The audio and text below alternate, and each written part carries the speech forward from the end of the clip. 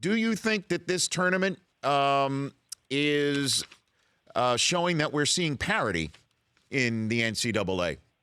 Without No. question. I mean, we didn't have any dominant teams going into the tournament, Rich.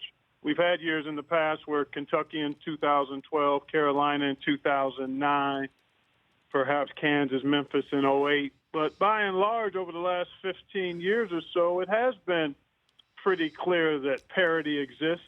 There are usually 8 to 15 teams that you think legitimately have a shot to win it all. And that's really kind of played itself out as we get to the round of 16. Well, when I had Charles on yesterday, I posited the theory, Clark, that anybody who's in this tournament and any of the 16 teams could win 4 games to cut down the nets. He still thought that the cream of the crop, the so-called cream of the crop, had the leg up. What do you think on that front? I think so. I think there clearly is a group that you would look at as favorites and strong favorites, but by and large, any of these 16, I agree with you from that standpoint, but you could differentiate just a little bit. The gap isn't as great as it once was years ago between the favorites and the rest of the 16, but I think there is a little bit of a line there. So give me that line. Who's on the top side of that line for you?